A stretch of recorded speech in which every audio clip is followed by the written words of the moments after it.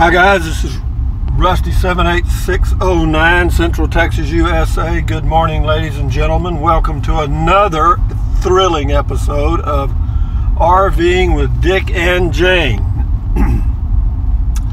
As you may recall from our last, quote, thrilling episode, Dick and Jane had just been on a marathon race through a dust storm, trying to arrive at their destination on schedule because they are schedule-oriented RVers, and they have now finally made it to the state park and are glad that they got through the entrance gate since it is now getting dark. They drove all day. They've been driving for about 9 hours. They had about a 2-hour delay because of a dust storm and filling up with gas at a place that was really crowded, and they had to wait for people to get out of the way so they could pull out because they were blocked in, and that happened. So anyway, they get into the RV, or the park, and it's dark, and it's not well lighted, as most state parks aren't. And the reason the state parks aren't well lighted is because they want you to enjoy the beauty of the starlit nights. So here comes Dick and Jane on a moonless night, very dark. Their first arrival at a park of any kind, and they're looking for their site. As you know, some of you that have been RVing, you can arrive at an RV park and you have site number 32. You don't know where 32 is. There may be 3 loops, and 32 may be on the 3rd loop or the 1st loop, who knows. There's usually it's usually pretty random. Whoever lays them out, I think, enjoys the fact that you're going to get lost.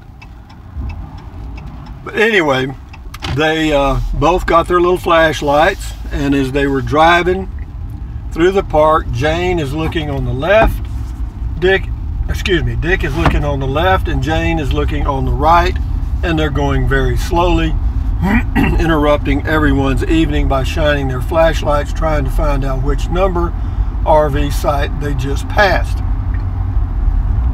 After a few minutes, they arrive at their site, which is a back end, naturally. It's on a curve, naturally, and as you back in, it is slightly uphill, naturally, just the way you would want it. And it's not all that level, but not too bad. Dick gets out with the flashlight, Jane gets out with her flashlight. They check out the site very thoroughly, looking for trees and stuff to be sure that when Dick backs in, that he's not going to damage the RV. The only thing they didn't do was locate where the water spigot is and the dump drain, the septic drain. Not a problem.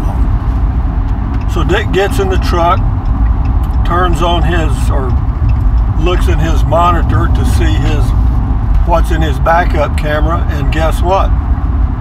There's nothing. The camera can't see in the dark. Now they may make one, but Dick didn't get one. Or there might even be an adjustment on his, but he doesn't know about it. So he's looking into a black camera. But their backup is they've got their handheld walkie-talkies, their Dick Tracy walkie-talkies, and they have practiced. So Dick is not really upset, and neither is Jane, because she goes to the rear of the RV just like they had practiced, and it doesn't matter if Dick can see her or not in the mirrors, because she can tell him verbally whether the back end needs to go to her right or her left, and Dick understands what that means. So Dick starts backing into the site. Immediately Jane says, "Stop." Dick stops, gets out, goes back. What's the matter? Well, there's a big rock in the way. Somebody had used a big rock for a tire block and had left it right in the middle of the RV spot. Of course, Dick moves the giant rock, weighs about 40 pounds, and he gets it out of the way and gets back in the truck and continues to back in. And after about 20 minutes, they get the RV backed in. Jane goes inside the RV with the dogs,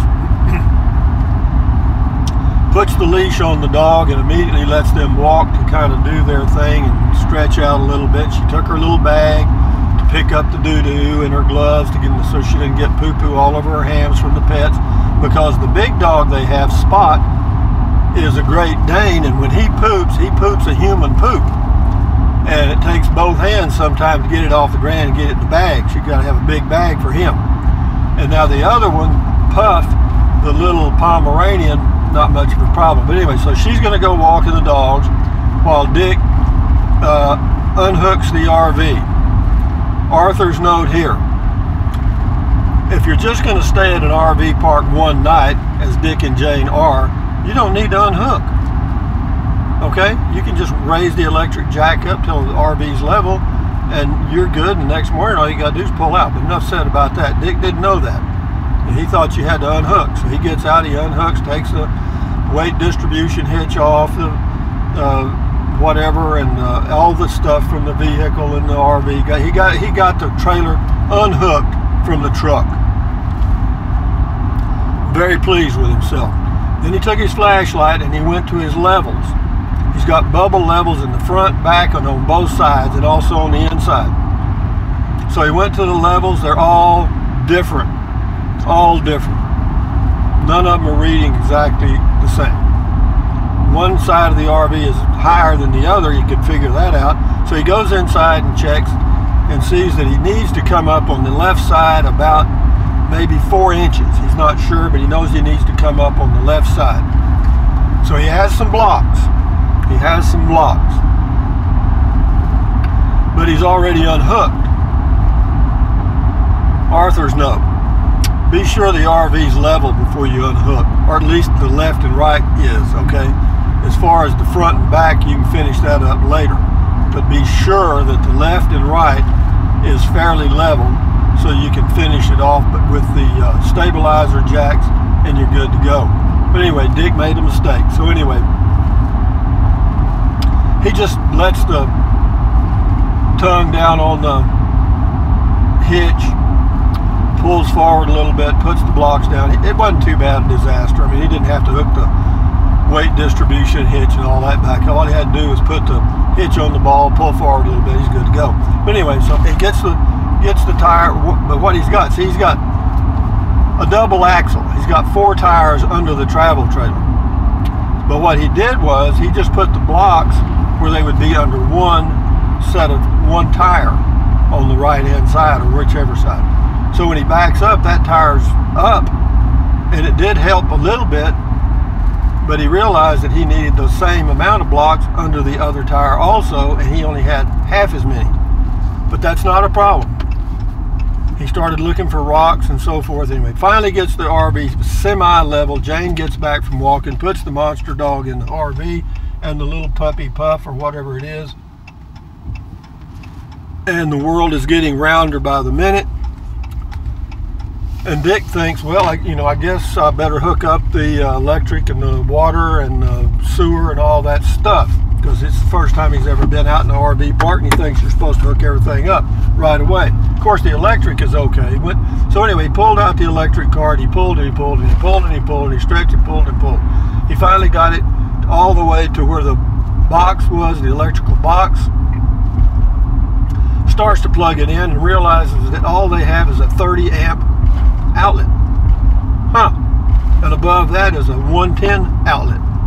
Well, neither one of those are what he's looking for. He's looking for a 50 amp outlet. There ain't one. But he thought for a minute. Being he had a little idea, he remembered that at home he had used a 110 volt card and an adapter that he had purchased. Thank goodness he brought that with him to hook up to the 50 amp plug on the RV. So he got the extension card out, plugged it into the 110 volt, used his adapter, and plugged the 50 amp into it. And since they probably weren't going to have to run the AC because it was a cool night, he felt very comfortable with that, and I think he was okay too. But luckily he had that adapter.